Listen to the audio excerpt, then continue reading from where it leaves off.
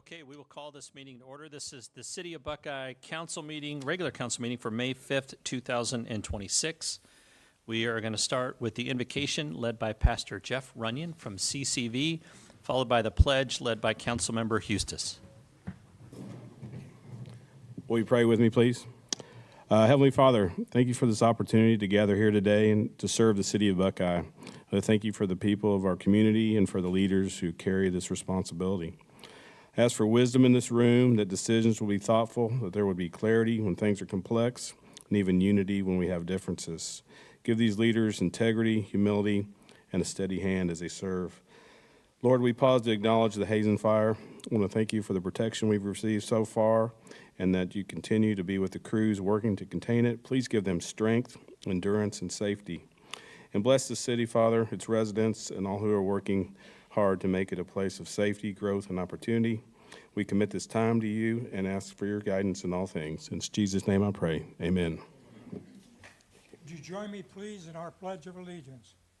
I pledge allegiance To the flag of the United States of America and to the republic for which it stands, one nation, under God, indivisible, with liberty and justice for all.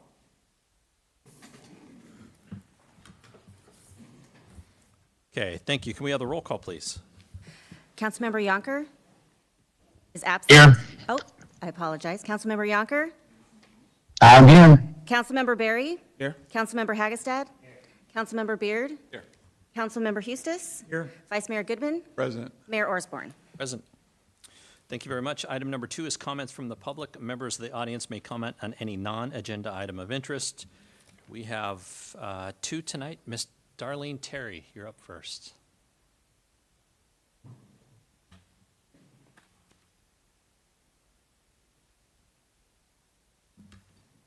Good evening. Thank you for the opportunity to speak. I want to first of all say I'm very proud to be in District 2. For only like 56 years.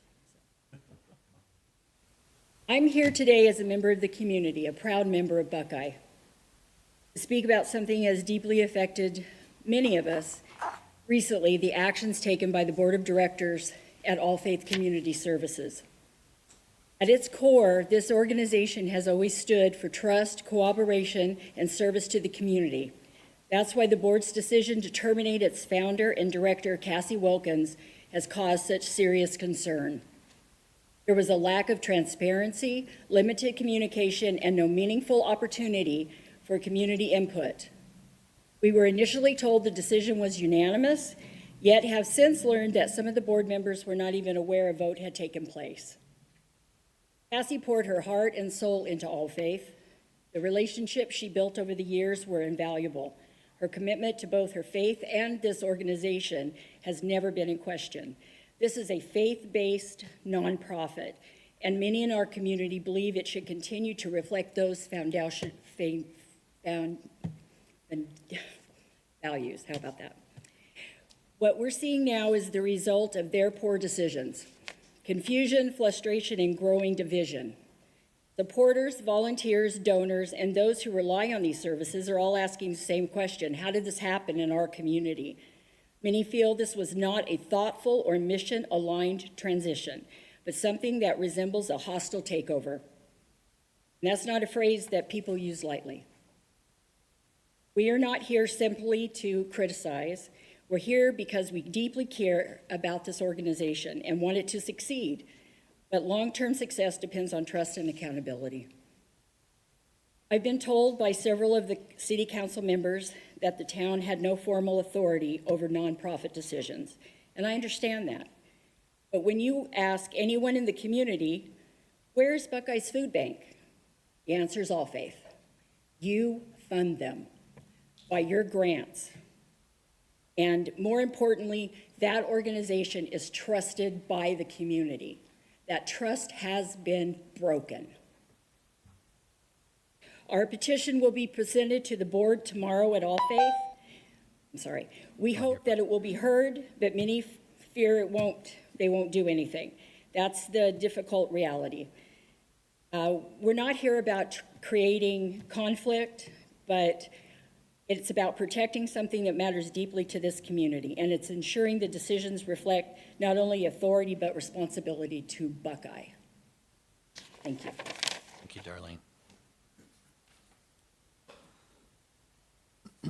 All right, the second speaker request form I have is Robert Pierce.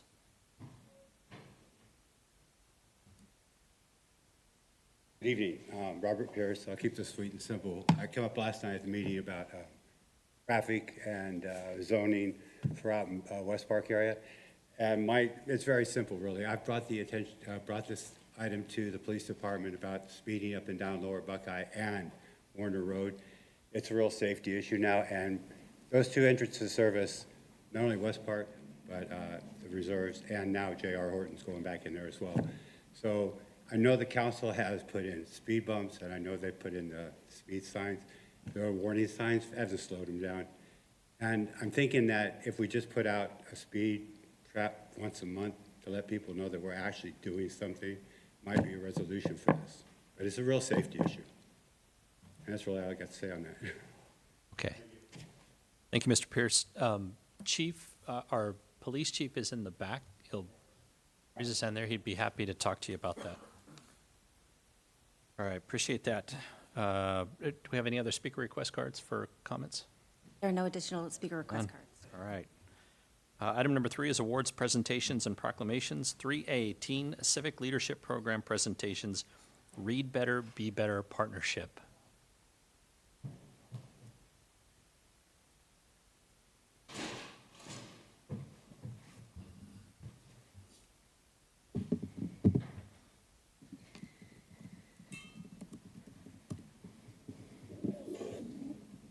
Sorry, I usually have paper.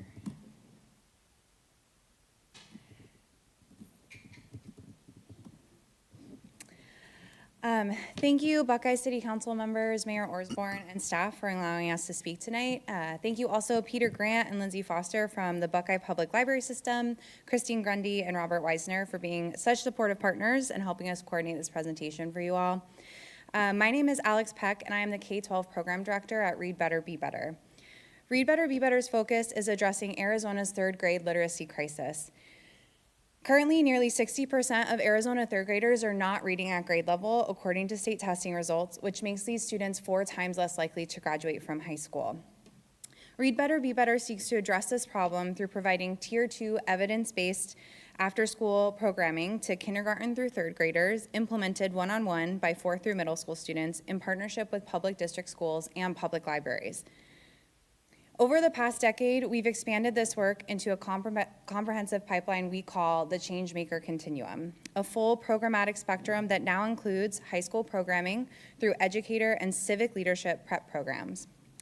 Through these programs, high school students gain experience in classroom management, civic engagement, and systems-level thinking. These programs are an opportunity to explore future careers, gain leadership experience, and contribute to their communities, particularly around the issue of literacy. Through our programs, young readers gain literacy skills, older students step into mentorship roles, and high schoolers explore pathways to teaching and civic leadership. The Buckeye Library is a long-standing partner of Read Better, Be Better, and has been working with us to provide our kindergarten through 8th grade program for the past 3 years in both the downtown and Coyote Branch libraries. Tonight, I'm here to highlight a new aspect of this partnership. This semester, we provided our Pathway to Civic Leadership program at the Coyote Branch Library to 10 students all across Buckeye from all different educational backgrounds. This is our first offering of this program in Buckeye, and I'm so grateful to Peter and Lindsay and the entire library staff for being so welcoming to my team and the students week after week. During this program, students came together once a week for 9 weeks, worked through a leadership development curriculum provided by the Arizona Center for Civic Leadership, met with guest speakers from the community, including Mayor Osborne, and were asked to identify a problem or area of need on their school campus or in their city that they wanted to solve.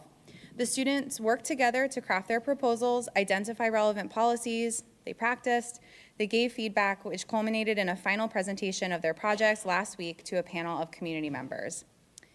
The problems they identified ranged from increasing teacher pay to increase the quality of teaching, which came from Caprice, rewriting school policies to allow increased student access to breaks during class time when they need it, from Madison, and also proposals of reducing litter in parks across the city. While these problems may seem disconnected from each other, what I have learned at 8 years in Read Better, Be Better, and over 11 years in the nonprofit sector, is that the ability for students to share their perspectives rooted in their personal experience is integral to a functioning city, whether they're focusing on something at their local schools or the parks they walk by every day.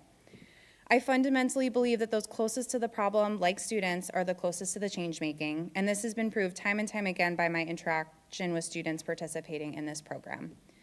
This is our newest program, and for me, one of our most crucial. Access to literacy skills is a vital piece of a student's life and has far-reaching impact if they are unable to attain these skills. Access requires not only skilled teachers, but also an educational structure that allows all students to access the resources they need in order to be successful, which requires those most impacted to engage in advocacy for themselves and others, and the ability to have thoughtful, productive dialogue, which are skills students leave our program with. Pathway to Civic Leadership program is rooted in the idea that when students begin to look around at their communities and schools and see how they can uniquely make change, change happens, and entire communities like Buckeye benefit. The students you will be hearing from tonight are thoughtful, inspiring, and future leaders in our community. I'd like to introduce Caprice Bachman and Madison Davis, who will be sharing about their experience in the program.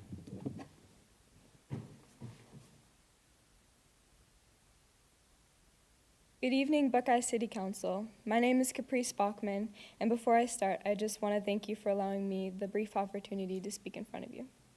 Read Better, Be Better is a program that focuses on civic leadership and social impact skills.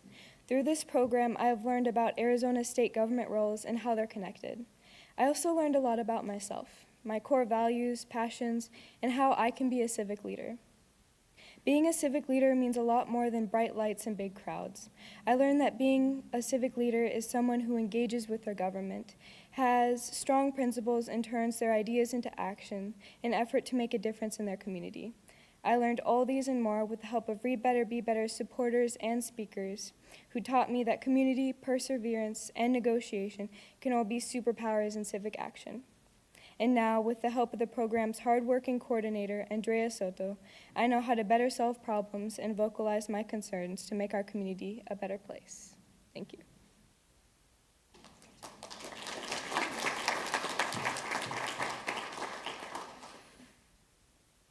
Good evening, ladies and gentlemen, council members. My name is Madison Davis. When I joined the Pathways to Civic Leadership program, I didn't realize how much I could learn. How could someone as young as me engage in civic leadership? I learned that it is so much more than being a politician or a government worker. I didn't have to be the next Malcolm X or MLK to make an impact in my community. Civic leadership can be as simple as organizing a small group to clean up trash on the side of the road, challenging unfair rules, voting, or signing petitions. I now know that I can make an impact now, that I have a voice that matters now, and now I will make an impact on my community because of this program. Thank you.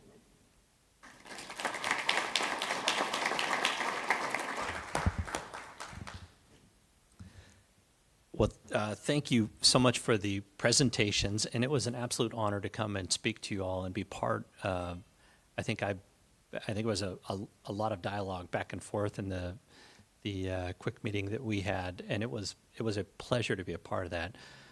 Some of the smartest kids in Buckeye, and really appreciate getting to spend the time with you.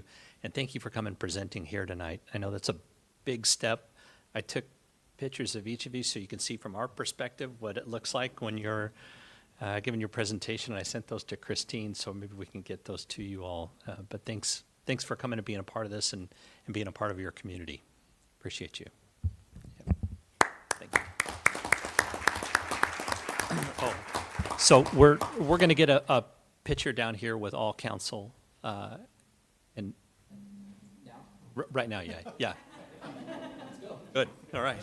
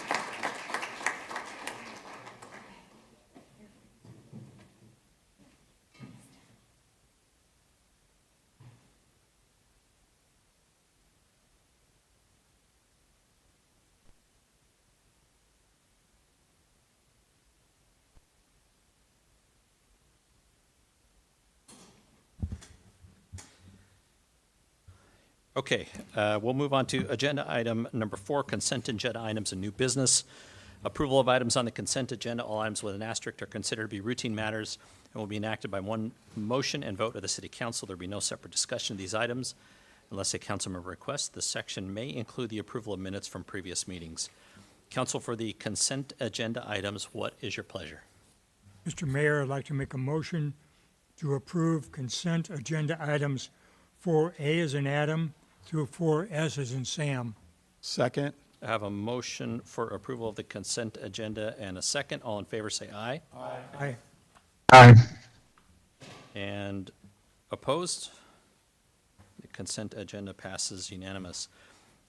5 is public hearings and non-consent new business. 5A, council to hold a public hearing and take action on ordinance number 13-26, amending the zoning map of the city of Buckeye for approximately 85 acres located at the southeast corner of Interstate 10 and State Route 85 from single-family residential R1-43 to business park BP. And Mr. Bonda, you're up. All right, good evening, Mayor, members of the council. Mayor, you said it, we're done. That's all we have right there. You just named it all. Good evening, good happy Cinco de Mayo, happy Taco Tuesday, whatever you want to call it. It's a great night to be here on such great weather. It's, as we're trying to get those things under control, the fires, but I'm happy to be here with you guys and presenting this case. It's the Buckeye 83 rezone. This is a last step in a long process that we've been working on for more than a year with this applicant. This case, Buckeye 83 rezone, case PLZZ 25002. We're going to go ahead and go to the location map and kind of talk about where this case is actually located. I don't know if I have control again? Oh, this is amazing. I do not. Okay. So our applicant is Wendy Riddell of Barry Riddell LLC on behalf of the property owner, which is Via West. And the property is located on the southeast corner of Interstate 10 and SR 85. As shown here on this exhibit, it's approximately 85 acres. It's the area bounded in red and in the pink. It was recently annexed. So the annexation was completed. You heard the annexation on April 7th, I believe, is when the annexation was completed. And it will be through its, completely through its process and ready to have the ordinance adopted on the 7th of this month. So as part of that, this case also had an annexation and it had the rezone. The rezone went to Planning Commission, and it was heard on April 14th.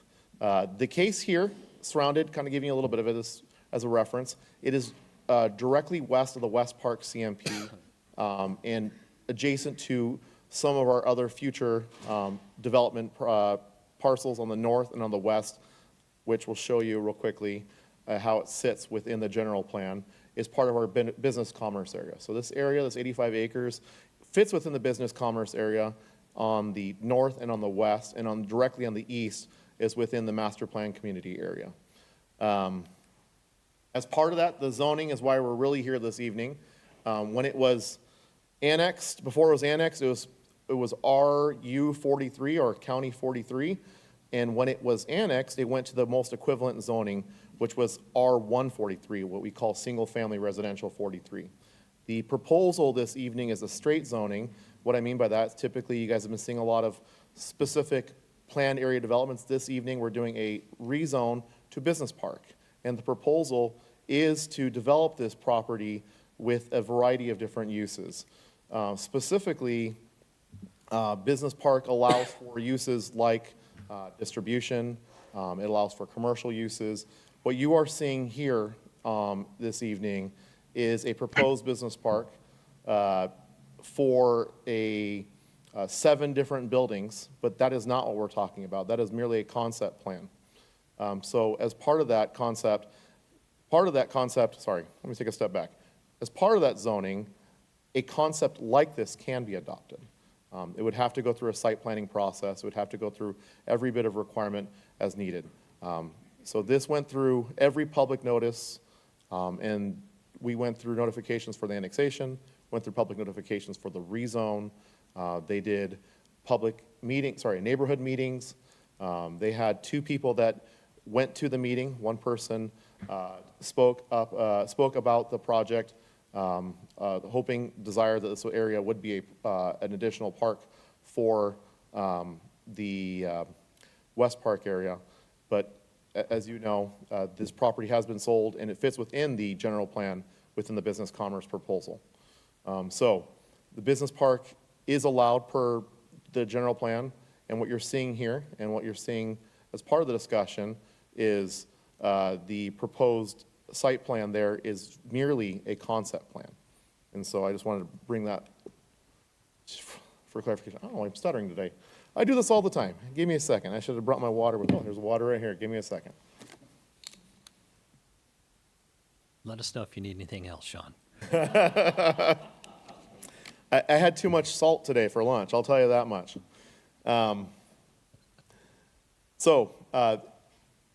Part of this thing is that the the zoning supports employment uses, office, logistics, light industrial. So rezoning this to business park enables the master planner, the master plan employment development, as you saw.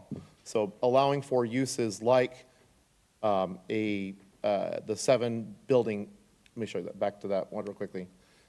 Back to this kind of concept here. So the concept plan, what they were proposing through here, and one of the conditions of that was to create a buffer area. So even though this is not for the discussion of the plan you're seeing before you, the zoning does have a condition that creates a buffer area that far exceeds the BP requirement. Business park requirement requires anything adjacent to residential to have a 50-foot requirement. Everything within this buffer area you see highlighted in this red area, oh, it doesn't work yet, is an enhanced buffer of 150 to 400 feet. So as part of this, and part of the discussion that you'll see, we actually added a condition this evening per the developer's or applicant's request to further clarify and actually have a bigger buffer and talk about the orientation of those buildings, not creating any adverse impact to the future adjacent neighborhood.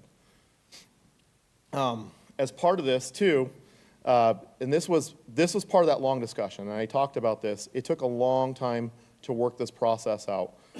We worked with the applicant very closely as staff, as planning staff, engineering staff, working with our traffic division. All these departments have worked to kind of create this. So as you're seeing here, even though this is a concept plan, from a zoning perspective, we wanted to make sure that it worked. So we oriented the buildings here in a concept plan, so you had the higher enhanced elevations on the east and west, so the neighbors aren't seeing the loading docks. They're starting to see the areas with the enhanced architecture. For me, as a planner, as an urban designer, that's an important element, as being adjacent to that, what they're gonna see every day. We also went to talk about having the actual docking areas to be internalized as much as possible. And focusing on creating the office areas, the outside of the appearances, to be on the perimeter. So that was a big part of how this kind of worked out. So they literally had to spend months and months and months trying to work out these details, saying, will this zoning work? And the answer is yes, it will work for the most intense use they have here, but that doesn't mean that's how it's going to play out. That's just a concept plan. So it went through the full review. Staff was comfortable with the zoning as presented, and making sure that we did not have any adverse impact according to the zoning as proposed this evening. As part of that, the recommendation was to, from the Planning Commission, was to approve it and to take it to the City Council on April 14th. It was unanimous. And with you this evening, we have the ordinance number 1326 with conditions A through L as amended. And the new condition is right here as listed. At the time of site planning, care shall be taken to minimize truck loading areas from facing residential uses. Where practical, additional screening and buffering shall be provided. Mayor, and if you so desire, if you feel comfortable, the applicant also has a presentation if you wish. Otherwise, I'm available for your questions. Sure, let's see the presentation. Thank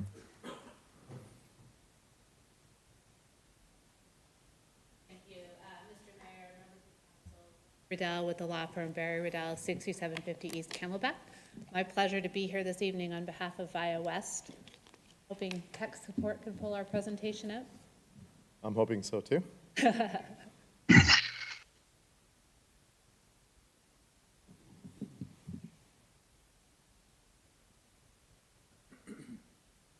I mean, like any good lawyer, I can just sit up here and talk for a while if you want, but it is easier if I have the Because you presentation. get billed by the hour. Yeah, Stand we here. know how you attorneys work. Maybe we can just talk a little bit, if we can, if somebody can slide back a couple of slides to there, perfect. The buffer and what that additional verbiage attempts to do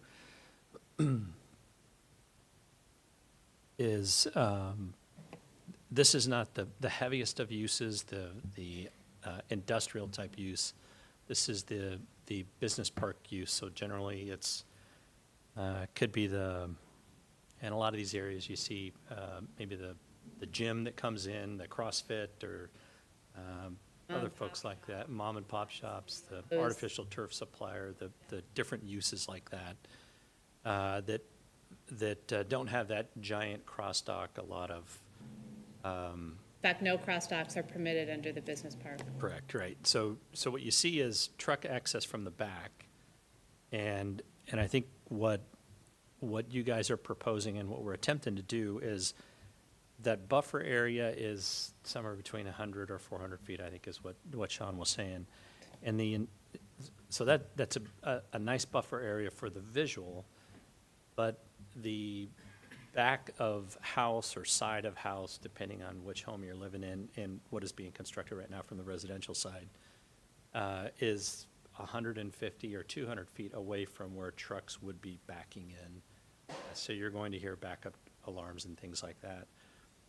And the idea was to turn those truck bays away from the residential, leaving that office front that's typically on these toward the residential, or screen the sides where you have the two that are create that truck bay area, screen that so that it mitigates the impact of backing up trucks and the noises generally associated with that. Absolutely, Mr. Mayor. This is the conversation that we engaged in earlier today. The site plan that you're looking at up here is in fact just conceptual. And I should back up and say, when we originally filed this application, we actually did ask for industrial, and staff pushed back on us pretty hard, and frankly, won. And we are back in front of you now with the business park, which is that much smaller building, flex-type industrial, where you get more of those smaller type of uses that you had mentioned.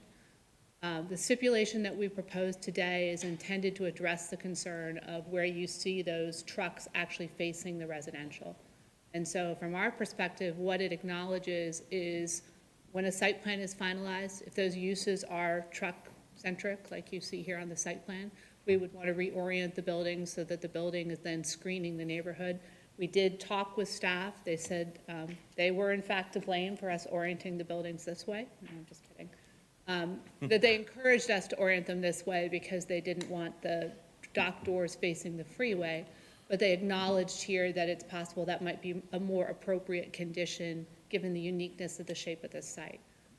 We also talked about where we side onto, where the truck courts may side onto West Park to the east, that there would be a taller screen wall, that there would be potentially additional landscaping to ensure that that is fully screened from the West Park neighborhood. And I can, like I said, like any good lawyer, I can talk as much as you like, but I could also jump ahead to the buffering that we have in the presentation if that would be helpful. Sure. And actually, it might be good to spin through some of those slides just to give an idea of what the concepts are, and it's not that heavy industrial use. It's what you're depicting here that's a nicer, softer, I guess easier, maybe creates that buffer between the residential that's being built and the freeway, which is going to be allowed. The two freeways. Two freeways, right? Yeah. So my client here this evening is Via West Group. Via West Group is not new to the Valley. They develop really Class A industrial and commercial product. You'll see it everywhere from the base in Glendale to the projects that we're showing you here in Chandler. Very experienced, frankly, very easy to represent because they do really good projects around the Valley. The site we're talking about is the 85 acres here. It is uniquely shaped. It is at the confluence of two freeways. And so we had to take that into account. Ultimately, resulting in the rezoning request to Business Park for a multi-phase employment center. As John mentioned, the site has been annexed. We were well received by your Planning Commission, who unanimously supported our application to rezone to Business Park. What we are proposing this evening is entirely consistent with the general plan. So your 2040 general plan calls this site out for business and commerce. That was one of staff's reasons for pushing back on us industrial, as it didn't support that larger bay. But this type of employment use is exactly what's contemplated by your general plan. In fact, many of the policies included in your general plan talk about how the importance of stimulating local economy by providing new jobs. It talks about the fact that business and commerce is suitable for larger scale office park and industrial activities, and provides an economic opportunity at the intersection of these two, the confluence of these two freeways to support the larger regional economy.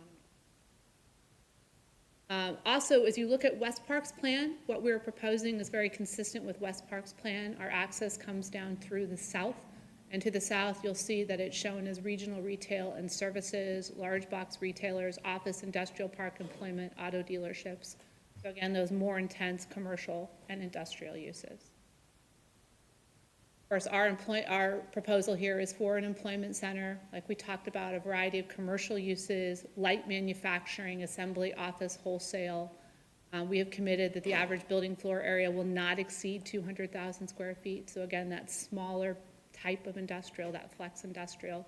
And of course, no cross docks are permitted. The proposal, as we mentioned, it is in fact a concept site plan that you see in front of here. Importantly, the minimum 166 from planned residential with some building and landscape buffers that I'll dive into here a little bit more. The site is accessed from the south, from Broadway Road. There's no access into the West Park neighborhood. Ultimately, to our north, there's a piece owned by the Tate family that we anticipate when that develops, there will be a connection that comes through to Durango as well. The buffers. Showing here what is actually ultimately planned at West Park. If you look at our site plan, and while I have told you that site plan is indeed conceptual, staff has stipulated us to ensuring that what we're showing here in terms of setbacks and landscaping, we have to ultimately at least meet that at a minimum. So you'll see that we propose buildings with setbacks from residential uses varying degrees from 166 feet at its closest point up to 400 feet. We have increased the landscape setbacks over what is required, ranging from 62 to 85 feet. When you then look at the West Park side of the fence, where they have that landscape track and that trail, it's another 55 to 155 of that landscape setback on West Park side. And then, of course, wherever possible, dock doors have been placed on the interior of the site. That is even ensured to a greater degree by the now proposed stipulation that we have to take great care in our site planning to minimize truck loading areas so that they're not facing residential, and that we have to provide appropriate buffering and screening, just as the mayor discussed earlier. As part of the outreach here, we did have quite a bit of robust outreach with the West Park Association. We had a neighborhood meeting. We actually only had 2 folks show up. One was in support. I don't know if she was able to make it here tonight. We did have one gentleman who spoke in opposition who wanted the site to remain open space. We do have quite a few letters of support from some of the businesses around us as well. But we did engage in quite a bit of robust outreach as part of this process. So with that, Mr. Mayor, members of the council, we would respectfully request your approval, subject to the stipulations, including the most recent one proposed by staff today. I'm happy to answer any questions that you may have. Okay. Council, any questions on this? Okay, Councilman Eustis. I've got several questions for you, and I understand this is a concept plan, but on the north side, the warehouses there, the loading doors are facing south, which is right into West Park. Mr. Mayor, If you can bring it back up, please, I'd appreciate it.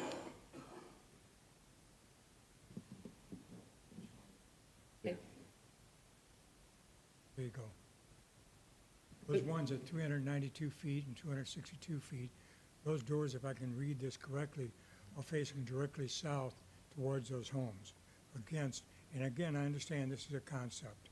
And Mr. Mayor, Councilmember Hughes, that was precisely the concern that was raised earlier today, which is why we've now proposed a stipulation that wouldn't allow us to do that and ensures that we actually reorient the building so the building is between the residential and ultimately if there's any truck activity. Has any thought, you're talking about buffering, but the sound buffering travels through trees and bushes pretty easily all over it.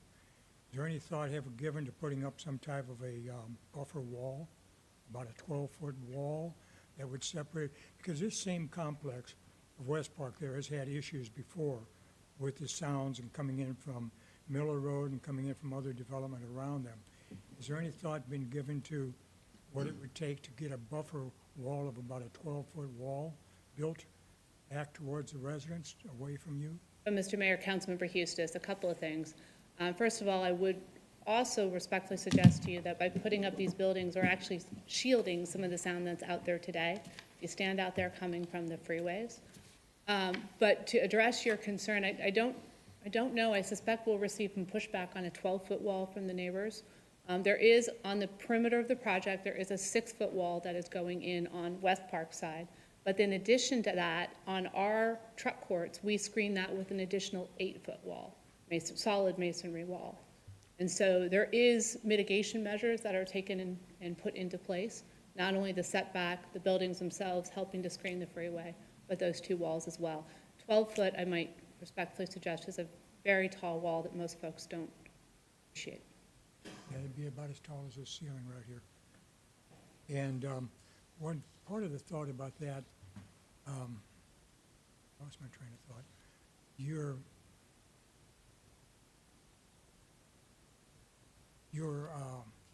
sound barrier, your wall like that, again, that would probably be something that you might have to talk to residents to see what some of them thought. But the state puts up a sound barrier wall along all their state highways. They do. And along I-10, all the way in where there are residents. There are no walls at all in this section here because, of course, there's no residents close to it. Would the state have any thoughts about putting up a wall to put up sound barrier there? Probably not. But when you put the trucks in there, with as many semis as you're going to have, there's going to be a lot of noise going back. And I wonder what some of the residents would think about a 12-foot wall opposed to an 8-foot wall. Just my thinking. Understood. That's all I have, Mr. Mayor. Thank you. Thank you, Councilman Hustis. I think just to be clear on this, where the 392 and the 262 are, that buffer, what we're talking about is spinning the building so that the trucks are on the north side of the building, and what faces any residential is just essentially storefront or the office side of the That's correct. building and employee parking, so.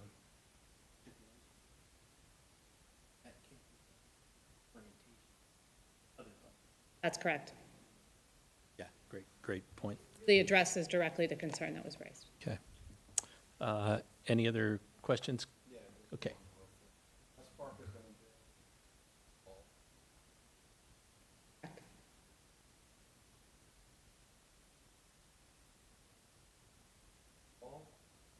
So we will, Mayor Osborne, Councilmember Beard, there is a 6-foot wall on the perimeter, so we're not going to build a wall next to a wall. But when you get interior to our project, and I don't have a pointer, but essentially where you see the truck courts between the buildings, the side of those truck courts will have an 8-foot tall masonry wall. That would be the second wall that I'm suggesting would be out there. And of course, you have the rear back wall of the home, so really there's ultimately 3 walls. That make sense?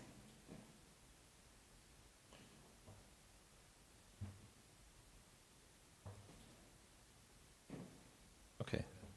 Thank you, Councilmember Beard. Councilmember Yonker, did you have a question?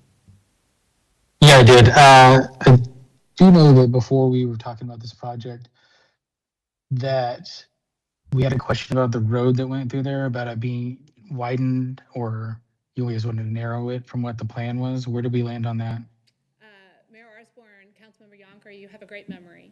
We actually had a really great discussion with your transportation staff They asked us to, and John Willett is here and will jump up if I get any of this wrong, but they asked us to essentially defer that discussion until we get to the site planning element. At site planning element, they're gonna look at the counts. If those counts come back to what we think that they're going to be, which is reduced and not justify the wider road, then they would be supportive of a smaller cross-section with potentially just a dedicated easement, which would allow us to pull those buildings further away from the residential.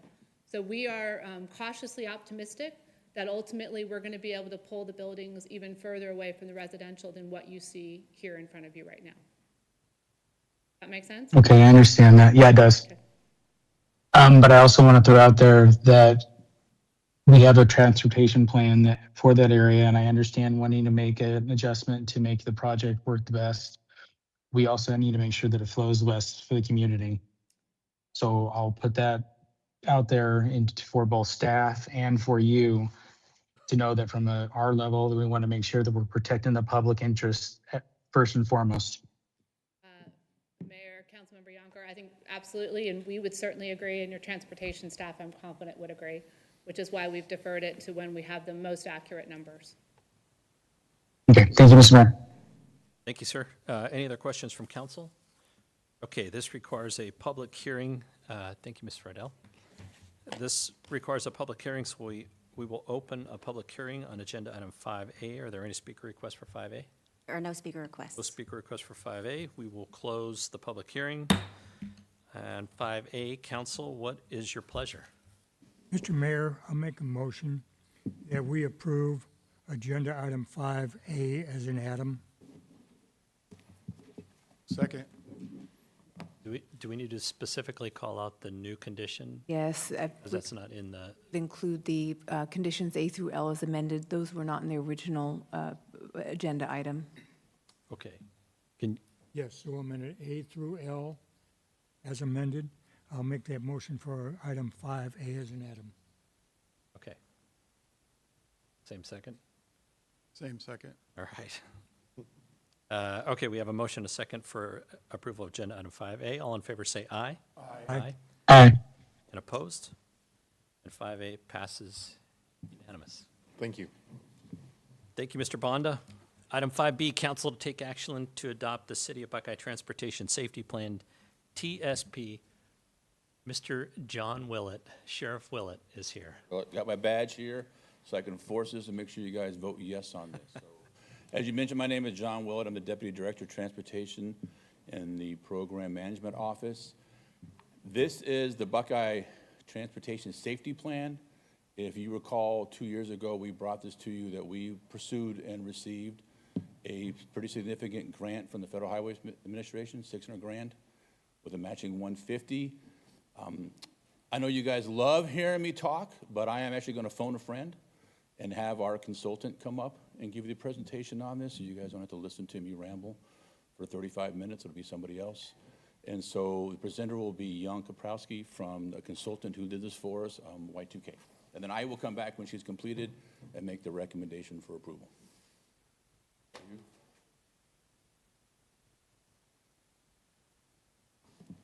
Thank you, John. Good evening, Mayor and Council. If I can get this to work. There we go.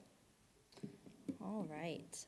As John mentioned, this work was funded by a federal SS4A grant. It builds strongly on the foundation of the City of Buckeye's plans that have already been completed, including your general plan, your transportation plan, and coordination with regional partners. This was an 18-month effort with city staff, and it brings together three key things: data, community input, and proven safety practices.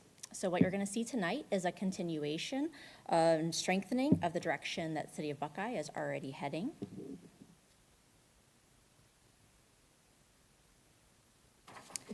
As you know, the city is growing at an incredible pace, but with that growth comes more people, more trips, and more complexity on the roadway system.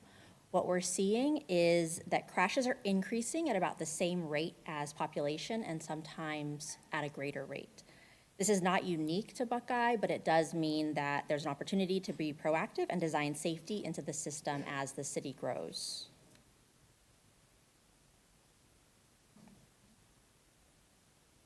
So the study analyzed a 5-year period for the Buckeye Municipal Planning Area, which is over 600 square miles. The data does exclude the I-10 main line, but includes state-owned highways and county roads. There were 185 fatal and serious injury crashes, and each of these crashes affected one or more people, resulting in a total of 241 people that were killed or seriously injured in motor vehicle crashes within that 5-year period. Later in the presentation, you may see this statistic abbreviated as KSI people. One of the most important parts of the analysis was identifying patterns. We're seeing that intersections are the most common locations for crashes, and the factors like speeding, impairment, and younger drivers show up consistently. We also see clear time of day patterns associated with peak hours where there's higher traffic volumes. And the reason that this matters is that these crashes are not random events. They are preventable and predictable, and it means we can design solutions that directly address them. One of the most valuable tools that was developed in this plan is called the High Risk Network, which you see here on the right-hand side of the screen. This map identifies the corridors and intersections where severe crashes are most likely, not just where they've already happened. And the factors are shown on the left-hand side of the screen. These were developed in conjunction with city staff, including the police department. What's powerful is that the results of this analysis illustrates that approximately 39% of the roadway network accounts for 95% of those severe crashes. So instead of spreading resources thin, this allows the city to focus investments where we'll have the greatest impact. In addition to data analysis, this plan is strongly grounded in community input.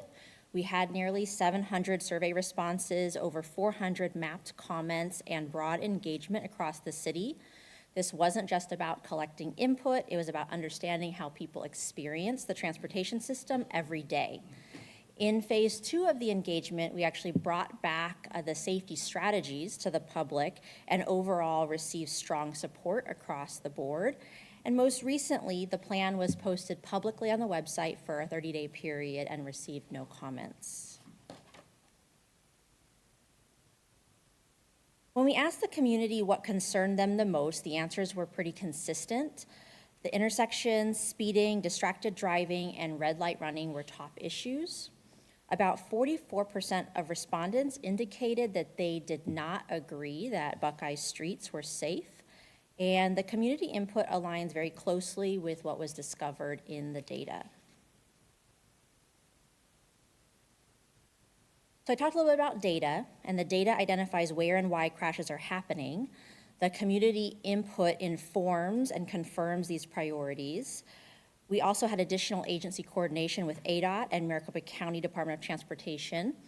And through that coordination, the team developed strategies based on local needs and nationally proven countermeasures. So this is not theoretical, it's practical, it's implementable, and it is grounded in real data and conditions for the city of Buckeye. The plan is organized around the federal safe systems approach, which is shown on the screen on the right. It's focusing on safer roads, safer speeds, safer users, and post-crash care. You'll also see safer vehicles in this wheel, and this is not included specifically in the plan due to being led mainly by vehicle manufacturers.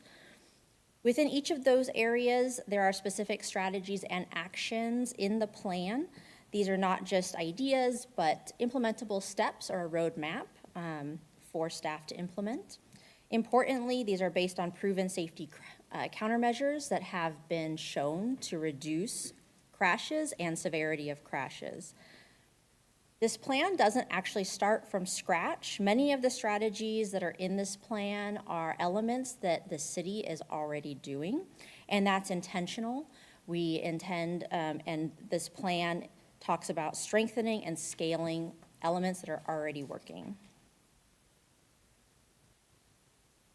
Based on the data and community input, The plan establishes both a long-term vision and a measurable target. The long-term vision aligns with the federal grant requirements to eliminate fatalities and serious injuries from motor vehicle crashes. This is consistent with national road safety initiatives and the Safe System approach. To support that, this plan includes a measurable target, which is a 5% reduction in fatalities and serious injuries over the next 10 years. It reflects steady progress, but also recognizes that the city is growing rapidly and the transportation system is expanding. A prioritized project list was developed as part of this plan, and it connects the safety strategies with the high injury network, or the high risk network. This ensures that the investments are focused, they're cost effective, and aligned with the areas of greatest need.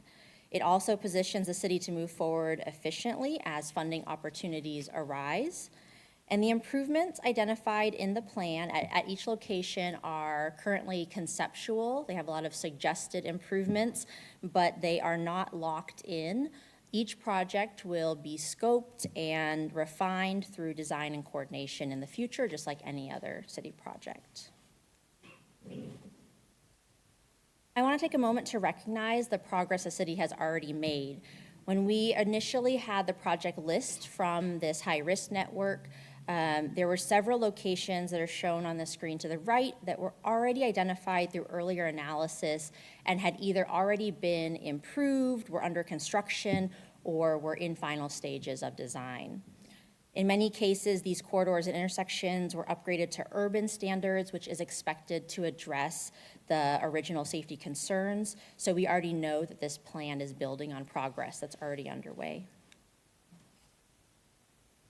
The remaining projects were organized into 3 priority levels. High priority projects include locations where 2 or more people had been killed or seriously injured in the 5-year data analysis period, and where design was already underway or starting soon, meaning that it was programmed and funded. Moderate priority projects also had a history of severe crashes, but had not yet been programmed or funded. And low priority projects may not have had the history of severe crashes, but they showed elevated risk based on the geometry or land use in the area, and so they were included as a proactive measure.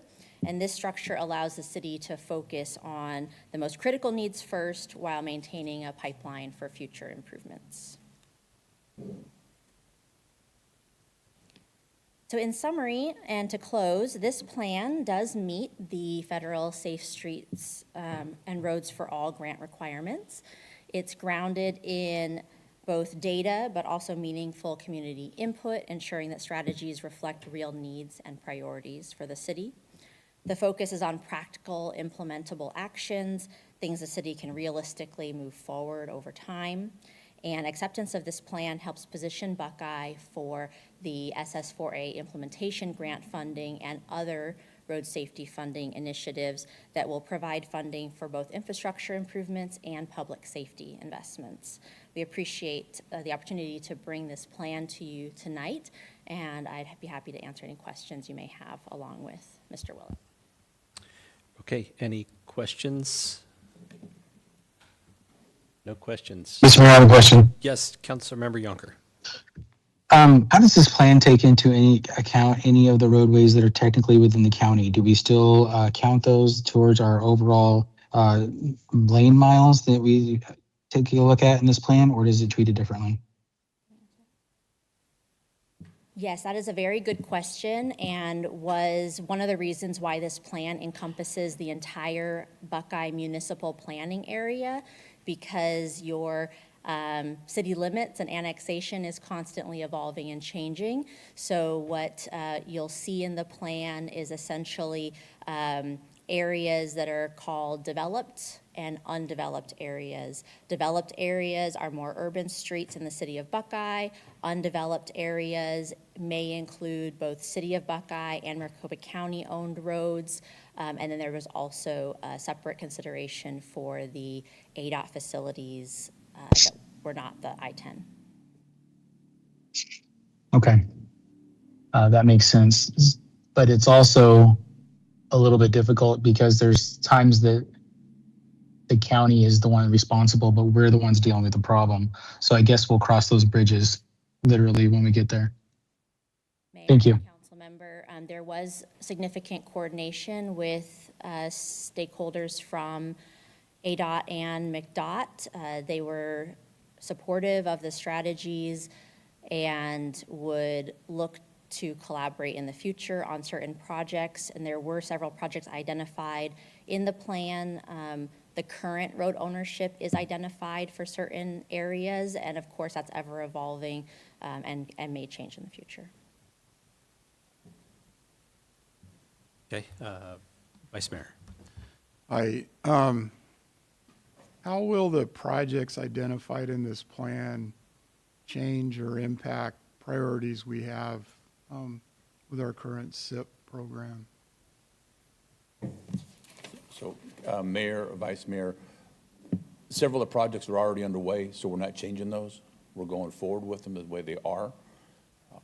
As Youngin mentioned, it was very nice for me to see that a lot of the recommendations that she said, these are things that should be done to improve safety around the city. And, oh, by the way, it looks like you guys are already implementing quite a bit of them with your standard revisions, the projects you're doing and how you're doing stuff. So CIP projects that are underway have already taken into account some of these recommendations on how to make things better. So we're already implementing a lot of them. Great, thank you. Thanks, Vice Mayor. Any other questions? Appreciate the plan and the amount of work that you've put into it. And I was thinking the exact same thing. Those areas that are highlighted of in need of improvements generally are stuff that are already either in the CIP, under construction, recently completed, or are being addressed in some manner. So it's great to see that. Not all of them, but we're doing Right. a lot of them. So thank you to Young for a lot of her work, and to Craig Sharp, who's here from my group. This took a lot of his life for the last year and a half, heavily involved in the coordination. So the recommendation today, or request, is for you guys to recommend this. There's a little bit of history to go with this. This is year 5 of the SS4A program from the Federal Highway. May 26th is the submittal date for any new projects that you would like to get funding for. A requirement is this plan has to be approved before that. So I'm not trying to twist your arm and say, please approve this today, but we need this approved, or we miss the opportunity to submit for projects. And we do have several projects identified that we want to submit to hopefully get some federal funding so we can fix some other locations that aren't on the current CIP program. Okay. All right. Thank you very much. Council Agenda Item 5B, what is your pleasure? Mr. Mayor, I'd like to make a motion that we approve Agenda Item 5B as in boy. Second. So we have a motion for approval and a second for Agenda Item 5B. All in favor, say aye. Aye. Aye. And opposed? 5B passes unanimous. Young, thank you for the presentation. Sheriff, thank you, and let's start applying for projects. Thank you. Item 5C, council to take action on resolution number 38-26, establishing new or increased municipal fees, establishing an effective date, repealing conflicting resolutions, and providing for severability, and take action on resolution number 44-26, establishing new or increased municipal fees, establishing an effective date, repealing conflicting resolutions, and providing for severability. And Mr. Brian Craig, you're presenting. Okay, thank you, Mayor and Council. Quick housekeeping item, you mentioned 2 resolutions on that. We are going to take 2 presentations separately. We will take both resolutions separately as a vote. So before Miranda comes up for the second half of the presentation, we will take that first resolution as a vote. Okay. So with that, I'll be presenting on the development services user fees, the public works fees, and the airport fees. And rather than make council sit through a three-peat, we're going to sort of pick up where we left off from the April continuance and cover some of the ground that we weren't able to answer that first time, and then make our way to the end of my presentation before we come up with Miranda. Okay, we left off talking about some of the West Valley comparisons. This slide is a refresher for you. We selected some of the more popular items that we deal with on a daily basis, give you a flavor of what happens in the other West Valley cities. The Buckeye current fee is in that left column, what we're proposing in that second column in orange, and then the average of those other communities right after that, and then each community is listed separately. Again, you'll notice, at least in this instant, one of our fees is going down. That has a lot to do with continuous improvement activities by the city related to less staff time touching those projects. Wanted to spend a little bit more time talking about this slide. We talked about the average grading permit fee last time, and you saw a significant increase in those fees.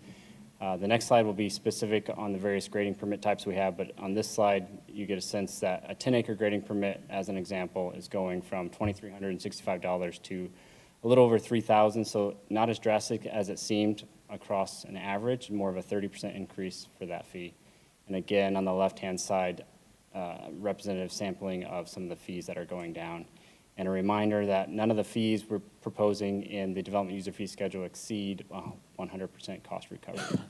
And then as promised, we spent some time in April talking about grading permit fees. Wanted to give you a sense of the range of grading permit fee types, the smaller 2 acres or less, the 10-acre and the 50-acre projects. You see there is a significant increase from our current fee to the proposed fee. And again, that has a lot to do with the scale and scope of projects we're seeing in Buckeye. And if you look to the far right end of this table, you can imagine Peoria and Surprise are experiencing similar growth as Buckeye. Those tend to be the larger fees for those categories. The Avondales and the Goodyears that tend to be a little bit more built out and have less large land area to take down and develop, skew the average down a little bit. And then we're coming to the end of this part of the presentation. Again, we talked about this in workshop right before Christmas last year. We did have a 60-day posting period as required by state law. In the next slide, I'm going to go over some of the changes, and in fact, reductions we made since that posting, some of the clarifications as well through that comment period. And then tonight, we're asking council for final consideration. So here's some of the things that had changed since that initial posting in early 2026. We have corrected, and by that I mean we lowered the per hour fee to $130 for items such as third review and beyond for plan review, and then if the applicant would like to submit revised plans once they've received approval, rather than make them pay a full permit fee. Those are the types of things that we can handle on an hourly basis, which oftentimes saves the customer some money. And then we've clarified where the categories were necessary to label with a per hour cost or a flat fee that wasn't clear in the original posting, the original document. And another change is we reduced the minimum after hours or before business hours inspection fee from a 4-hour minimum to a 3-hour minimum, and then added some definitions to the TCO area, temporary certificate of occupancies. And then another minor change, another type of permit we don't see often, but making sense to change a water damage repair fee permit form from a calculated square footage based fee to a stated value based fee. Those applicants and those professionals that do those water damage repairs have a better sense of how much that project costs than you could calculate on the square footage fee. And then in the public works fee chart, we've removed the curbside household collection fee, as the city's not necessarily ready to start that as a service. So we wanted to study that some more before we offered that in our fee schedule. And the first half of this item tonight, Mayor, Resolution 3826, staff is looking for approval of this resolution. I'm happy to take any questions. I do have the slides from last time too, if you wanted to touch through anything that we talked about previously. Okay. Thank you, Brian. Council, any questions on this presentation? I'm seeing none, so we'll take each of these individually. This one first, resolution number 38-26. Council, what's your pleasure? Mr. Mayor, I make a motion that we approve Resolution 38-26. Second. I have a motion for approval of resolution number 38-26 and a second. All in favor say aye. Aye. And opposed? And 38-26 passes unanimous. Thank you, Mr. Craig. Resolution number 44-26, Ms. Gomez. Good evening. Mayor and Council, Miranda Gomez, Community Services Director. And I'm here before you tonight to discuss the adoption of the Community Services Fee Schedule, and then also to further discuss the feedback that we received from the last council meeting. So looking at our agenda tonight, I'm going to briefly discuss the cost recovery pyramid that was presented at the workshop, along with the cost recovery recommendation. We also have a chart that shows where the MGT study places the department in those recommended cost recovery ranges. And then we're going to discuss, there was some discussion about the waiver of fees and how we can and have done that in the past. And then some discussion about encouraging community activation in the downtown area. So this pyramid is one that you're probably familiar with and is very commonly used by agencies nationwide when setting user fees in the Parks and Recreation or leisure field. So the pyramid visually depicts the relationship of fees and subsidy based on the beneficiary of the program or service. So as those programs and services have a more community-wide benefit, they have a greater subsidy, and you'll see them towards the bottom of that pyramid. And as you move up the pyramid, the services and programs become more individualized, and therefore you would expect to pay more or all of the cost to participate. So as you move up the pyramid, you move more towards a pay-to-play model, if you will. The example that I gave at the workshop, you may remember, was that Brian could be at our aquatic center and buying a Snickers bar, and in that case, we would expect that Brian would be paying for the whole cost for us to deliver him his Snickers bar. We're not going to subsidize that for him. So that would be towards the top of that pyramid. So again, looking at this chart, it shows you where we are versus the recommended cost recovery ranges. A couple of things about this chart. The study grouped these programs into like groupings. There isn't a deep dive on program by program, and so that's something that my team is working on now, a very thorough analysis by program on where each of these falls. The costs included are the direct costs only, so going back to the candy bar example, we would consider the cost of the candy bar and the cost to sell the candy bar, but the ancillary costs included with the pool, operating the pool, maybe the supervisors, those type of things would not be included in that direct cost of the candy bar. And then just as a reminder, a program that falls outside of any one of these cost recovery percentages does not necessarily mean that we would look towards raising or increasing the fee to participate. There are very many other ways that we can take a look at reducing costs perhaps, or increasing the number of minimum participants that we would enroll to host an activity or program. Depending on the type of program or service, there are many, many different ways for us to address when a program falls outside of those ranges, aside from just increasing a fee.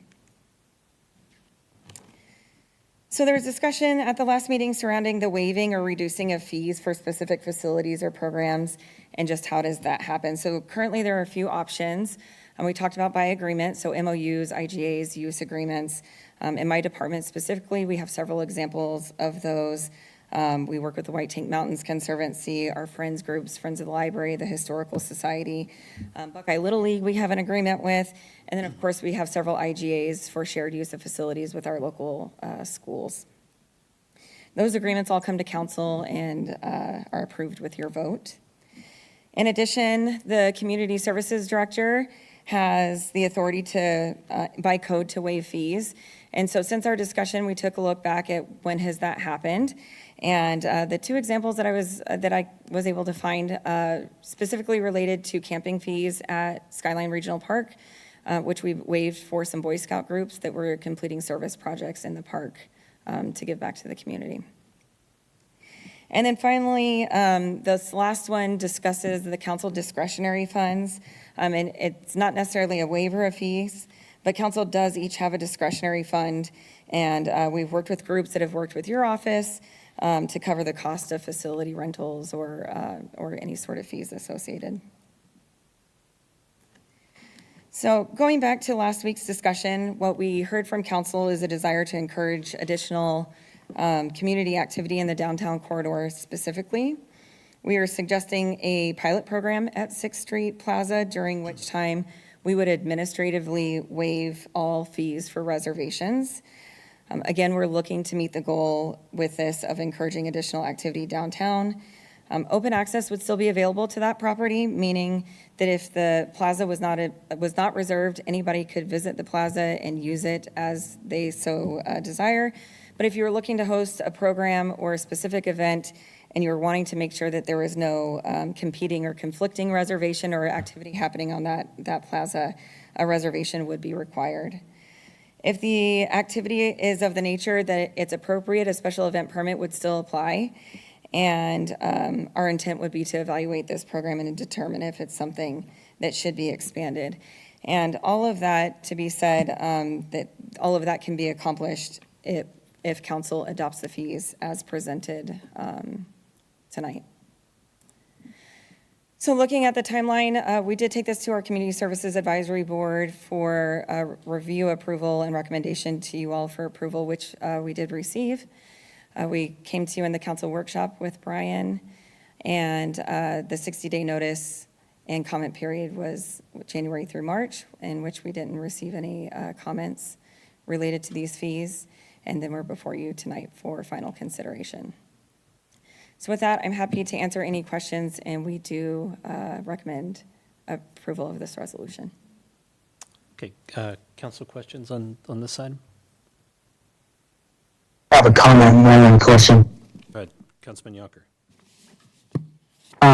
Just want to put it out there that as you're discussing this item, a very wise person put it into perspective in a conversation about the ramadas that we discussed last time around, or 6th Street Plaza, when you have a large group of people. I would liken it to calling ahead at a restaurant when you have a large party and paying that, just doing that attention so that you make sure you have the space for your group. Want to make sure that that's put out there, that it shows that there's a process to make sure that we have the group for the room for all the people that go out and do the activities they need to do at parks and stuff like that. And I also want to be cautious about making things free, because whenever there's zero cost basis, there's a zero care basis. I would hate to have a activity happen that creates a large problem for your guys to go clean up or what have you, and then the people that created it have no skin in the game. So as much as I really think that we should have zero and very reduced costs, but we want to be cautious about how we utilize that tool. Thank you. That's all I've got. Thank you, Councilmember. Miranda, can you address that? If that does start to happen, what's our ability to flex and deal with people that leave it a mess or issues that might come up? Well, as recommended specific to the plaza example, we're still going to require the reservation, again, if looking for that specified and reserved use. So at that point, we would know who rented the facility, and we could hold them accountable in such that they would not be permitted to reserve the facilities in the future. If there was damage, we could look at that. But with the fee or without it, we're in the same boat either way. Okay, thank you. Vice Mayor. The guaranteed reservation, if you go back a couple of slides. Is this bullet specific to 6th Street Plaza? Yes, sir. So is there a fee associated with that? In guaranteed use? this pilot program, what we're proposing is that we would waive all fees associated with 6th Street Plaza. But somebody could reserve it, it'd just be no fee. Correct. Okay, thank you. Thank you. Is the intent ultimately with the pilot program and proving this up, is it just to prove up the concept at this location and then potentially take it on to other locations? Or I think what I was trying to get at the last time is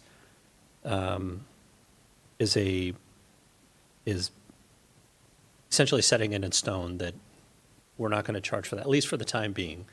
And if that changes 2, 4, 10 years down the road and council has a different idea, and then it's a strict, we have to recoup what it cost us to put on, to help somebody put on an event or to open the gates to allow an event to go on.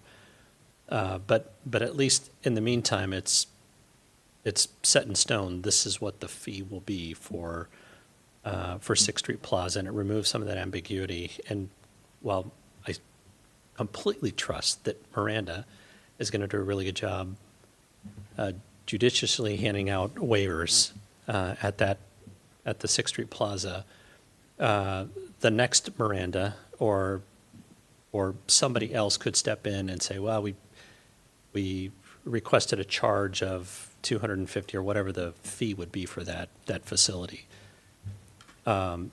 This takes care of it in the short term, and I think this is a really good step in getting there. But what is it in the future that guarantees we don't have to get phone calls from people saying, hey, I just wanted to have a small event out there and it was a $250 bill? Thank you for that question, Mayor. I don't know that I can ever guarantee you that you won't get phone calls from somebody that is upset about using a facility, although I try really hard to. I think that our intent with this program is to launch it, measure it, and take the information that we have and come back and see where else it could be applied. There are some facilities that this just may not make sense. For example, Sundance Park is very, very, very busy. Our department, since we met last time, I've pulled our facility rentals and the number of facility access that we facilitate. We did over 6,300 different reservations and rentals last year. Some of those internal programs and some of them external users, right? So this model, it may not work for every facility, but it might. And I think that the intent that we're presenting tonight is, let's try it. We heard the feedback. Let's gather the data and then figure out what we want, what we desire to do moving forward. And I think probably apples and oranges on those two facilities. We're trying to get people to activate the downtown core. Right. And Sundance Park is an amazing facility and in the middle of everything and with a lot of amenities associated with it. It just makes sense for the uses. So I'm not suggesting we do this, but we could raise prices and recoup even more of the cost of putting on events there. And I don't think that's the answer, and that's not what I'm suggesting. And I also don't think that we should just make it all free at that location because it is so well used. There's significant cost in making stuff happen out there. So I think I'm comfortable with this this pilot program and launching this, and then, like you said, measure it, see where we get with it, and then down the road, see what we do with it. Okay, Vice Mayor. Yeah, just a process question. In the way this reads and what you just answered, that they would require a reservation, right? There's no fee associated with that. So if there's no fee associated with the use of this, a waiver is not required. So there wouldn't be you wouldn't be encumbered with having to waive anything because there's no fee required, correct? We're to execute this pilot program administratively, we are going to waive the fee. So it's not that we're assigning a $0 fee to this rental. To execute this program, we are going to waive the fee for the time until we can come back and measure that data. So what exactly are you going to measure? Use. So we know how many people use the facility this year versus who will in the future. I can get reservation hours, days, attendance. We do have some ways to measure attendance at that location. All of which you could do with just taking a reservation, correct? Correct. So again, back to my point, if we're going to do this, why would we have to put in a fee waiver for it? What's the purpose of waiving the fee? Understanding of the feedback that from last council meeting was that the fee is hindering participation. So what we'd be looking to measure is if we get rid of that fee, does it increase?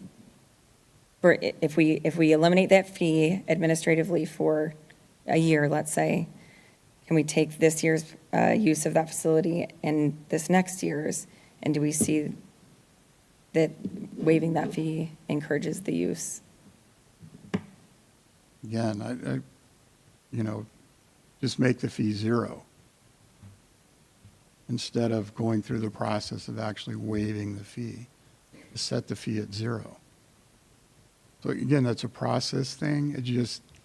It seems like in order to get to where we want to go with this, we're actually creating more work than is necessary.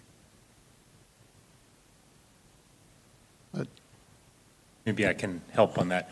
What we would be doing is by procedure, it would say the fee for this is waived, so it's zero. So right then and there, the fee is zero for use of the park. To Councilmember Yonker's point earlier, if we start seeing problems because people are using it because it's free or we're causing a lot of cost for different things in there, we would be able to administratively adjust and handle that and say, is that something that we want to continue at the zero or is it not? It doesn't change anything administratively on how we do it because it is just going to be in our fee book. The fee on this is waived. There's no charge.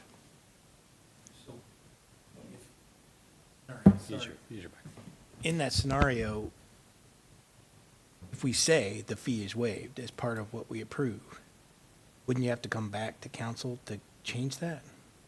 So you wouldn't be able to administratively change it 6 months down the road? Precisely. If council were to adopt it as a zero fee, for us to do anything other than that, we would have to come back to council. For Miranda to administratively set our process to say this is a waived fee zone, if there are problems, we can adapt immediately without having to come back to council. But not if we say we're waiving the fee as part of what we're adopting. Correct.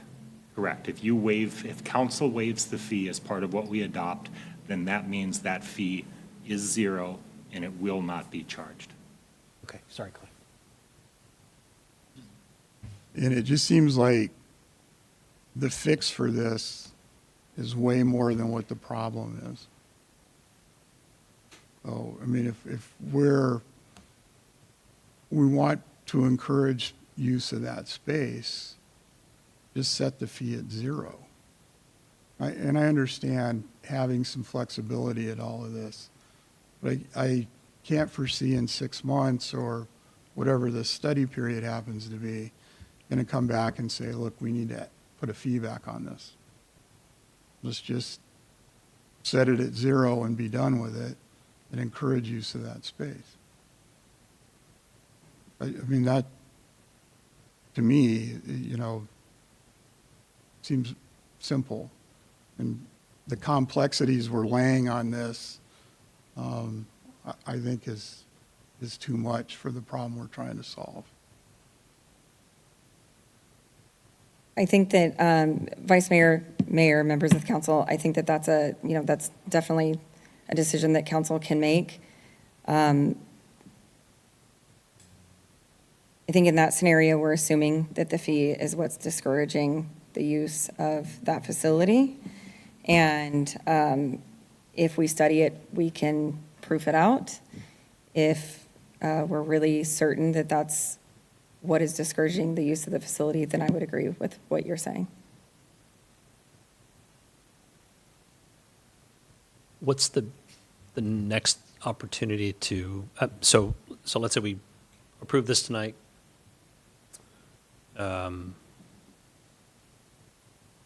This is implemented, we realize, you know what, this really works. We want to set it in stone. What's the next opportunity to bring it? Is it yearly we look at these fees and make changes to them, and that's when we would bring it back? Haven't looked at the pilot program for a year's time frame.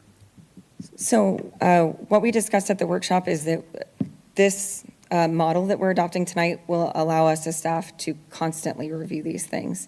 But specific to the 6th Street Plaza and the proposed pilot program, I would recommend a year. The next 6 months are going to be the worst months in Arizona to do anything outside. So if we said 6 months, I would not be bringing you great data. So my suggestion would be a year and take a look at it, and we can bring back some recommendations. But obviously, we're open to doing it faster than that, should you wish. Okay, and because we're reducing a fee at that point, we're not going through the same lengthy process, right? If we're increasing a fee, we have to notice it, go through the process that we have. But if it's a fee reduction or we're just doing away with a fee, and let's say it changes and Miranda, the next 6 months is the best time to be using Sixth Street Plaza. I can think of several events that'll be going off there. We could, at any time, as council, say, you know what, waive it permanently. Let's just make it zero. Got a bunch of heads nodding over. Okay, all right, good. The attorney is nodding yes, and that's the most important one over there. I was so glad because I didn't know the answer to that question. Okay, all right. Okay, other questions or comments on this specific one? All right, council, for resolution number 44-26, what is your pleasure? Mr. Mayor, I'd make a motion that we approve resolution number 44-26. Second. Second. I have a motion and a second for the approval of resolution number 44-26. All in favor say aye. Aye. Aye. And opposed? And 44-26 passes unanimous. Thank you, Miranda. 5D, council to hold a public hearing, take action on resolution number 32-26, approving and adopting the rate schedule for water and wastewater rates, rate components, fees, or service charges set forth in the document entitled Schedule of Fees, setting an effective date and repealing conflicting resolutions or parts of resolutions. Mr. Terry Lowe. Good evening, Mayor, members of council. It's been some time since we've brought this before you, but tonight is the last step in your consideration to adjust our rates for water and wastewater. Tonight, much of this presentation you've seen before, but wanted to highlight a few areas since we last met. Kind of give you an overview of the timeline that took place almost a year ago, and as well as some metrics from our recent outreach and efforts that went along in making sure that our residents, our customers were aware of what's going on and what we were doing. And so if you recall, July of last year, council stood up the Water Rates Committee, the WRC. We spent some time going through every facet of the water business with the WRC. They voted on October 9th to make recommendations on a rate cycle, structure, fees. We also then did some outreach from that, and recommendations tonight will be slightly different than that, but very in line with what the WRC provided. Since that time, we took the show on the road, so to speak. We pushed a social media campaign. We had community outreach. We did workshop with council, and about 3 months ago to the day, we did a notice of intent to raise rates with council here, and council approved it. And since that time, we ramped up our game on the outreach, and I want to just point out a couple of those metrics there. We issued through print and digital bill inserts about 66,000 notifications. So if we are a customer, they've got either their email address or their mobile phone on file. We send text messages, we sent emails through the system, through our billing system, which has actually been our most valuable piece of feedback. And from that, we received 300 and some emails through a specific email address that was established for that.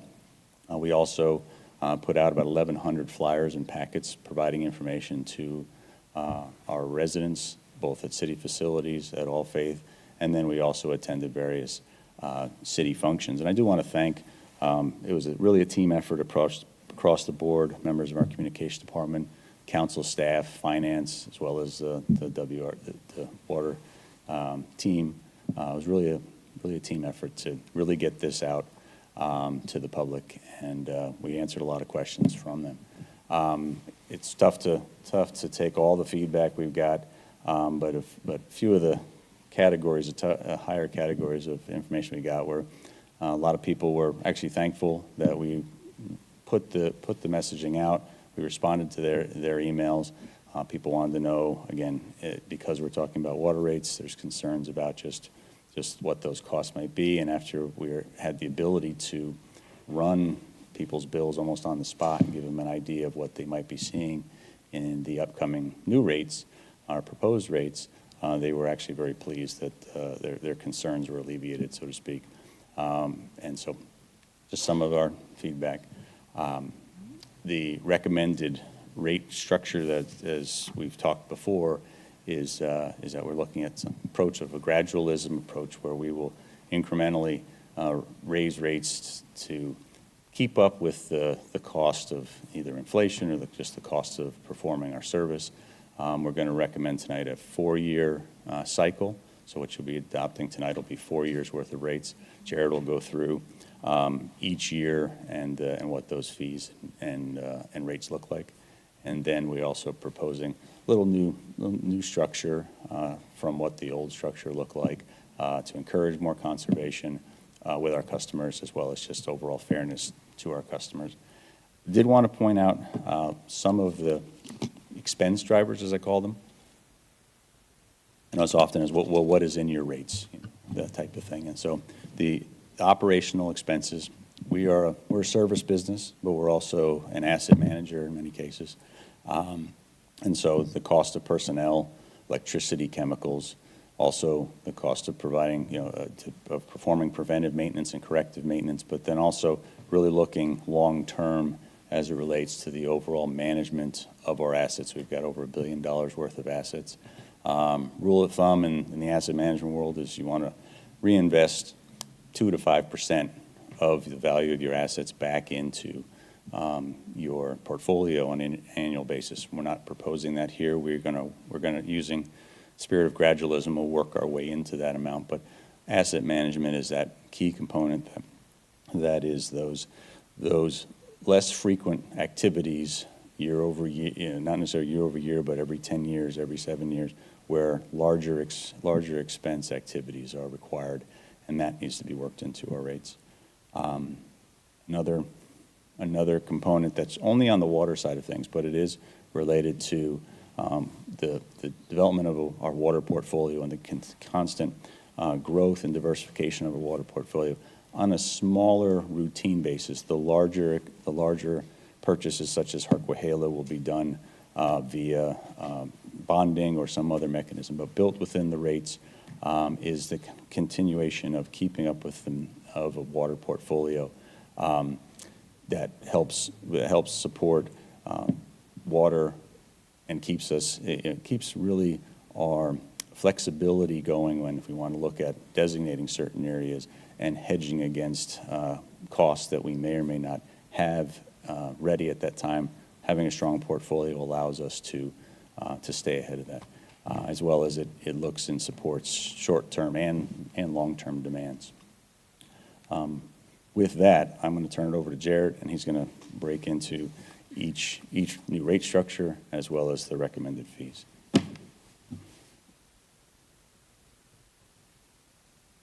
Thank you, Terry. Good evening, Mayor, members of the council. I'm Jared Askelson, Deputy City Manager here with the City of Buckeye, and I'm going to be going through the recommended rate structures and the impacts on the bills. As Terry had mentioned, we have a few rate structure targets that we're looking at. Fairness amongst customers. One of the biggest things we looked at on the wastewater side is the commercial users made up about 20% of the usage. However, only about 10% of the revenue. So we were looking to kind of make a shift there so commercial would bear more of that burden within the wastewater fund. We're also looking to encourage conservation, and we're doing that through tiered rate structures. And we'll take a look at a couple of areas where we're looking to change those tiers.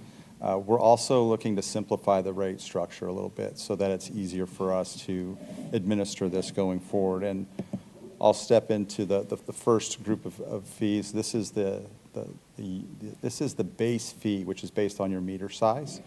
And we're looking to essentially consolidate the residential, the potable landscape, and the non-potable landscape into a single fee, so it's on the same rate structure table. This will help simplify a little bit the fees themselves. We'll look a little bit later at what the impact is to the individual bills, but this is an area we're looking to simplify here by combining these three groups into a single rate table. We move into the commercial here, and the commercial, you see what you're going to find with the commercial. Some of the input that we received back in January when we talked to council was that we had a pretty steep impact on the commercial side, so we were looking to smooth that out a little bit. And in doing that, to help on the commercial side, we increased their base fee and reduced their usage fee from what it was previously when we presented previously to you. All of the things we're presenting tonight are exactly the same as what was presented back in February and adopted as part of the notice of intent. But the commercial essentially stays the same, but at a higher rate to try to even out the fairness between classes. On the usage side, you see a tiered rate structure that we've had for residential currently in our rate structure. So the one change that we did make is that we have 25% increase between each of the tiers, like we had in the past. The last two tiers that you see there are actually going to move from a 25% increase to a 30% increase in the final two tiers to try to encourage some of that conservation. On the potable landscape and non-potable landscape, you see that we have increases essentially similar to what the overall increases are going to be. So on the water side, we have a kind of an underlying 4.25% increase that we need to generate that much more revenue on the water side and 7% on the wastewater side. So the increases that you're seeing here on the potable landscape are in line with that. The non-potable, we essentially said, hey, we're going to make that equal to the first tier on the residential side. Again, helping to simplify it a little bit. The commercial usage rate, here we are implementing a tiered system. Previously it was flat, but with the feedback we received from council back in January and the changes that we made in February, you can see instead of going directly to a 4-tiered system, we're spreading that out. So in year one, we'll go to a 2-tiered system, add a 3rd tier in year 2, and then in year 3, go to the 4-tiered system. That way, it helped to lessen the impact in the first few years for commercial. Here you see the overall monthly impact for water. We have a few different customer classes and sort of assumptions. On the residential, you see a 1-inch meter, 6,000 gallons of usage per month. That is what an average user currently has here in the city. So you're seeing the increase for the first year is going to be a 4% increase. After that, you're going to see a 4.25% increase. On the commercial side, you see those are all in red because those are ones that we modified after receiving some feedback back in January. Again, by modifying that tiered structure so it doesn't, all 4 tiers don't come in year 1, that spreads out that load a little bit and reduce on the bottom end. You see that high-end commercial user is a 21% increase. Previously, it had been closer to 50%, so we were able to bring that down with the changes to the tiered structure. And then you see landscape. We actually, when we last talked, we didn't have a bill comparison for the landscape, but we have that tonight, so we'll talk a little bit more about that. But essentially, the lower end users will see a decrease. The higher end users will see an increase, but we'll talk about that towards the end. On the wastewater side, simplifying the residential. Previously, it was a base fee based on a 1-inch meter or less, and also had a usage component.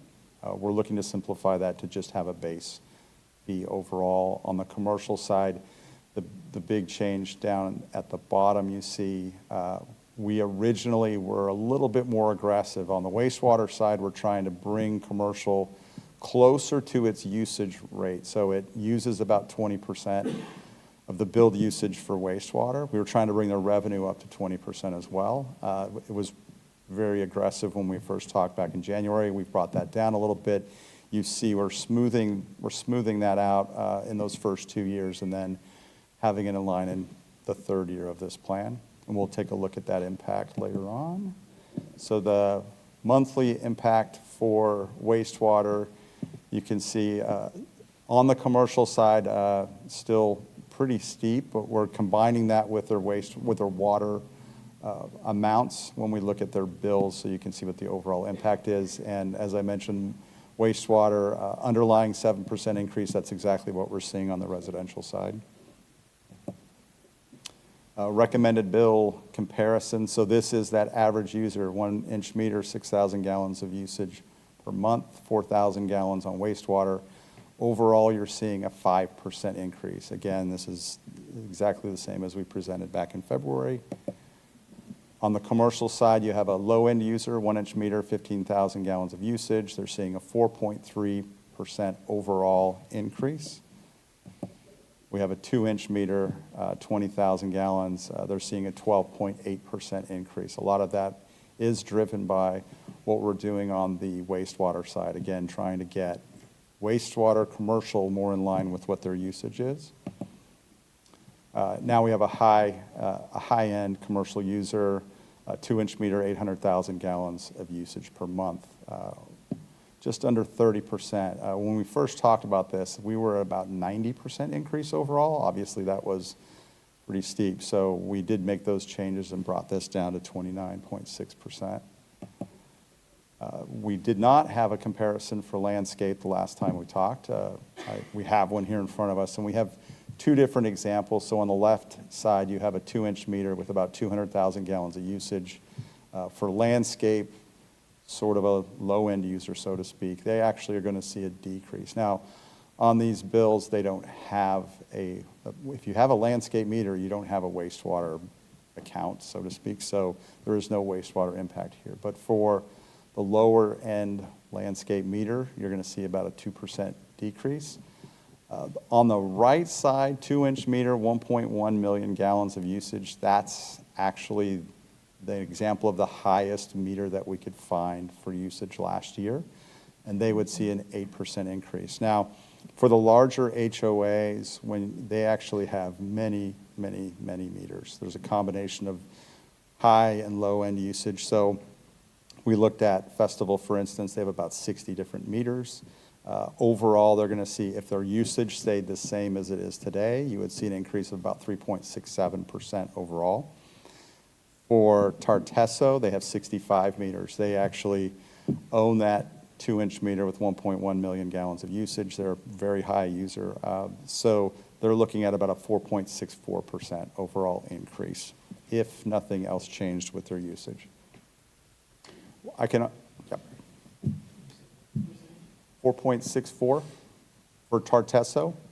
Okay, so Tartesso, yeah, so Tartesso has 65 meters. So it's a combination of a meter that size, 2 inch with 1.1 million, with other meters that have varying usage. So overall, when we look at them, overall, it's 4.64. That single meter might be at 8%, but they have other meters that or less than that. You got it, It yes. balances. Correct. Okay, so just be clear, 5% for residential, but for the Festival Foothills or Festival Ranch, the overall is 3.67 for the landscape Correct. and 4.64 64. for Tartesso? Correct. Great, thank you. Here's a comparison to other cities, identical to what we had seen back in February. So Buckeye does move further to the right, but does not leapfrog any of our other neighboring water service areas. Our next steps, if adopted tonight, we would look at implementing these rates on June 4th. Then future rate increases would occur with each of the next January 1st in 27, 28, and 29. Again, we'll be looking at these annually as we're putting the budget together and looking at the revenues that are generated, and we'll make sure that we are covering our costs as expected. Any questions? Okay, questions from council? I know you got a whole novel over here. We're going to hold you till the end. I'm down to this. Okay, good. Go ahead. Well, that's good. I'm proud of you. Any other questions? Okay, all right, we're going to you. So the HOAs, were you able to reach out and figure out, so 100% of that is going to get passed on to the residents in that HOA. So the residents are going to get their 5%, and then they're going to get some portion of the 3.67%. So we reached out to them to figure out how much they were passing on to each resident.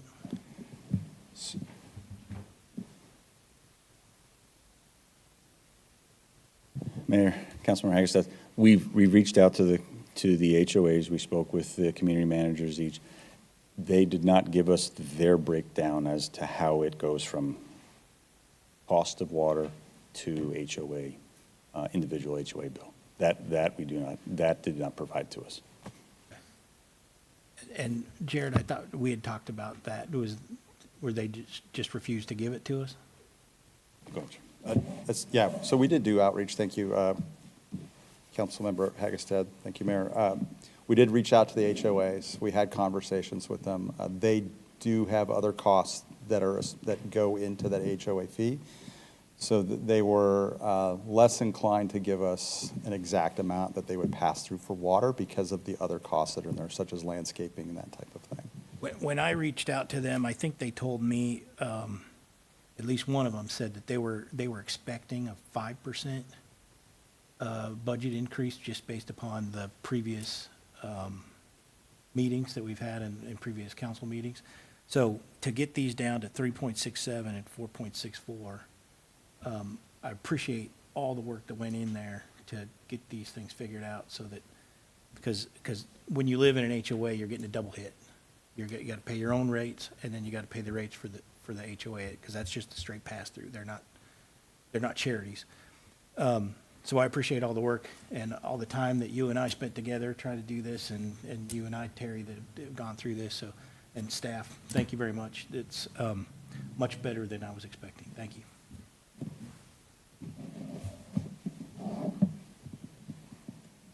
Councilman Eustace? No other questions? Okay. We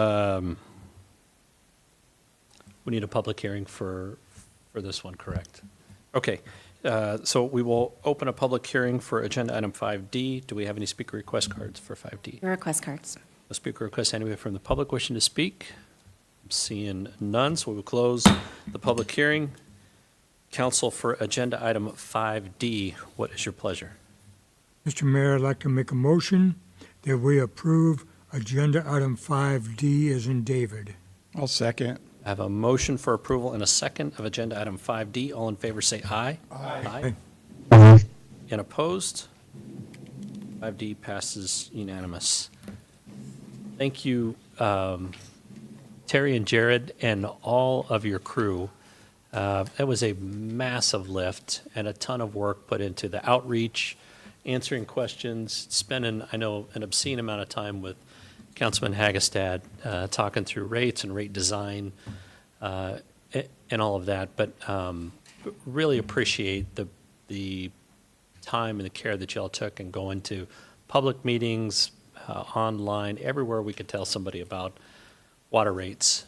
Really appreciate the outreach that was done and the lift. And I know this is a long process. It was, I forget that we had the water rate committee. It feels like 10 years ago that we went through that process. But here, and thank you to the water rate committee and the time that they put in. And then the staff's care in that, getting that to the finish line, bringing something forward. And then there were tweaks even after the water rate committee had made a recommendation that you guys had made in the process. And so I think it's really refined and is a great job. Sets us up very well for the next 4 years. And then we'll see what happens after that. Hopefully prices just start coming down on everything. It's probably not going to happen, but appreciate all the work that you guys put into it. Thank you. Okay, comments from mayor and council. Do we have any comments tonight from mayor and council? I'm not seeing any. We'll go. Oh, almost. else. Just want to thank public safety folks. We got a little bonfire going on south of us, so just all the work that they put into this and making sure the fire stays where it's supposed to stay and eventually will get put out. Good, good comments. Item number 7, city manager's report and summary of current events. And will you speak a little bit to that little bonfire? Absolutely. Thank you. Most people did notice that we have a little bonfire going on. The plume was available across the entire valley, so very impressive. Salt cedars burn fast and dark. So that's what we were seeing. The fire began on Saturday in the Gila Riverbed. The fire continues to burn in the riverbed, and it's currently estimated at 1,138 acres, and it is 10% contained. No evacuations have been necessary. Fire crews are focusing on controlling the fire's behavior and monitoring all containment walls. Helicopter drops continued today with 87 total bucket drops today. And although many people will notice multiple smoke plumes going on, all of that activity is inside the containment area. So the fire is not spreading very fast, and there are fires happening within that containment area as the brush continues to burn. One of the things that we want to remind everybody is that it is a no drone zone, even though fire makes for some really cool videos. Having drones in the area may ground aircraft and delay some of the suppression efforts of helicopters and other things that are going on. And then there are going to be some lingering smoke in the area. That does have an impact on air quality, and residents with breathing complications should limit their outdoor exposure. Updated information is available on our website, on our social media channels, and constantly putting that information out there. And as Vice Mayor Goodman said, really want to thank our public safety staff, both the firefighters on scene as well as police officers who were keeping all the looky-loos away from it as they headed out there on Saturday and Sunday to see what was going on. 2 other pieces of information that I have. One is today we held our Reduce the Commute job fair.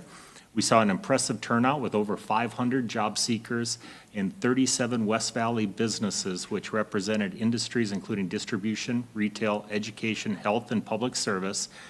Early job seeker metrics included that 44% of the job seekers were currently unemployed, 20% were seeking to reduce their commute times, and 18% were veterans or military spouses. We actually had a dedicated hour prior to the regular one for military and veterans.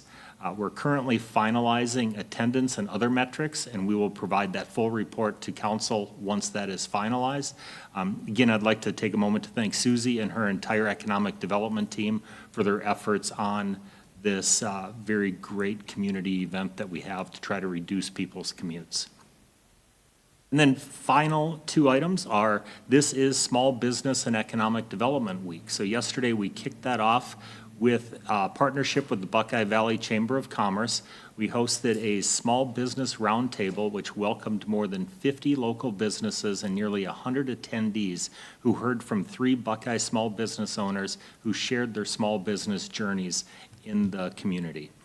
Later this week, while we continue celebrating Small Business Week, we will be releasing our first Shop and Dine in Buckeye video featuring Barbone Asadero.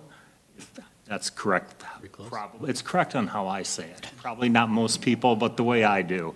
I just limit it to Barbone in downtown Buckeye. This will be an ongoing program to promote our local business community. Any Buckeye business that would be interested in participating can contact our communications department through our website. And that is what I have for this evening. Great. Thank you, Mr. Sandstrom. Item number 8 is proposal for future agenda items. Any from council? I'm seeing none. With nothing else on the agenda, we are adjourned.